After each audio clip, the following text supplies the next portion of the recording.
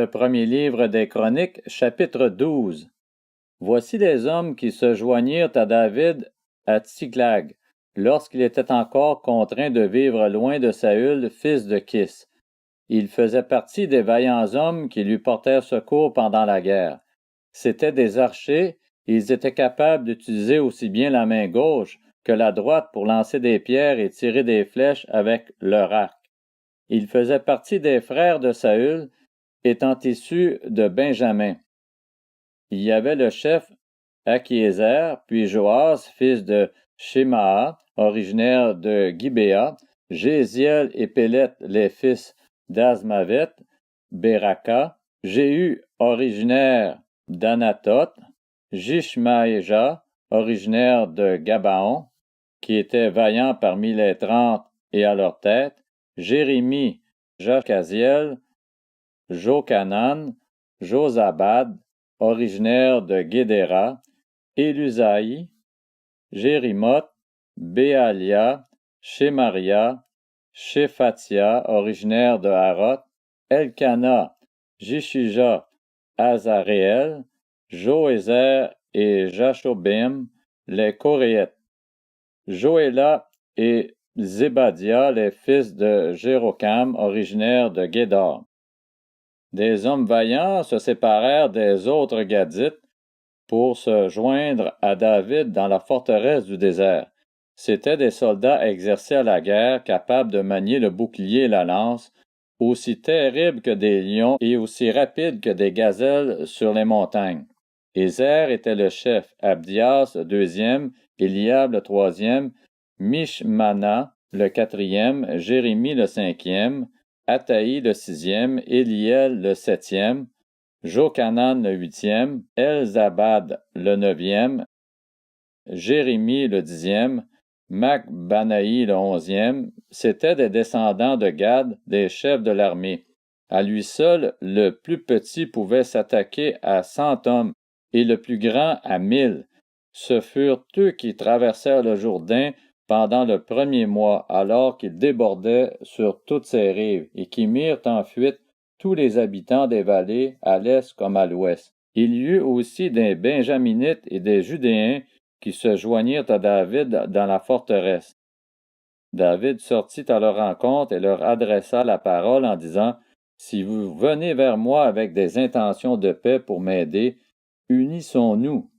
Mais si c'est pour me tromper au profit de mes ennemis, alors que je ne commets aucune violence, que le Dieu de nos ancêtres en soit témoin et qu'il fasse justice. » Amasaï, le chef des officiers, fut revêtu de l'esprit et dit: « Nous sommes à ton service, David, nous sommes avec toi, fils d'Isaïe.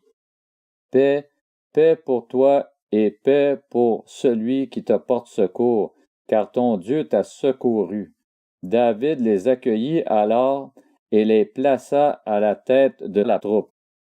Des hommes de Manassé se rallièrent à David lorsqu'il alla avec les Philistins faire la guerre à Saül. Toutefois, ils ne purent pas aider les Philistins, car après avoir tenu conseil, leurs princes renvoyèrent David en disant: « Il se ralliera à son maître Saül en lui apportant nos têtes. » Voici les Manassites qui se rallièrent à David quand il retourna à Tsiglag: Adna, Josabad, Jédiaël, Michaël, Josabad, Élihu et Slitaï. C'étaient des chefs de milliers de Manassé. Ils prêtèrent secours à David à la tête de la troupe. En effet, ils étaient tous de vaillants hommes et ils furent chefs dans son armée. Chaque jour, de nouveaux renforts se joignaient à David, jusqu'à former une grande armée, aussi grande que l'armée de Dieu. Voici le nombre d'hommes équipés pour la guerre qui se joignirent à David à Hébron, afin de lui transférer la royauté de Saül, conformément à l'ordre de l'Éternel. Judéens, 6800 hommes armés du bouclier et de la lance, équipés pour la guerre. Des Siméonites, 7100 hommes vaillants à la guerre. Des Lévites, 4600, ainsi que Jéhojada, prince de la famille d'Aaron, avec 3700 hommes, et Tsadok, un homme vaillant malgré sa jeunesse, avec 22 chefs de la famille de son père. Des Benjaminites, des frères de Saül, 3000. Jusqu'alors, la plus grande partie d'entre eux était restée fidèle à la famille de Saül. Des Éphraïmites, 20 800 hommes, vaillants de grande réputation répartis en fonction de leur famille. De la demi-tribu de Manassé, 18 000 qui furent nommément désignés pour aller proclamer David roi. Des Issacharites, 200 chefs et tous leurs frères, placés sous leurs ordres. Ils étaient capables de discerner les temps pour savoir ce que devait faire Israël. De Zabulon, 50 000 hommes aptes au service, capables de manier toutes les armes de guerre au combat et prêts à s'engager d'un cœur sans partage. De Nephtali, 1000 chefs avec 37 000 hommes munis du bouclier et de la lance. Des Danites, 28 600 hommes prêts à combattre. D'Azer, 40 000 hommes aptes au service et prêts à combattre. De l'autre côté du Jourdain, des tribus de Ruben et de Gad, ainsi que de la demi-tribu de Manassé, 120 000 hommes munis de toutes les armes de guerre. Tous ces hommes de guerre, prêts à se ranger en ordre de bataille, arrivèrent à Hébron avec un cœur sans réserve pour proclamer David roi sur tout Israël.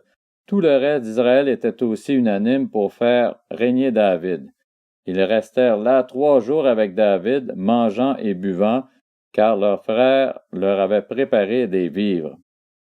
Que ce soit du voisinage ou jusqu'à Issachar, Zabulon et Nephtali, on apportait de la nourriture sur des ânes, sur des chameaux, sur des mulets et sur des bœufs, des plats à base de farine, des gâteaux aux figues sèches et aux raisins secs, du vin, de l'huile, des bœufs et des brebis en abondance, car Israël était dans la joie.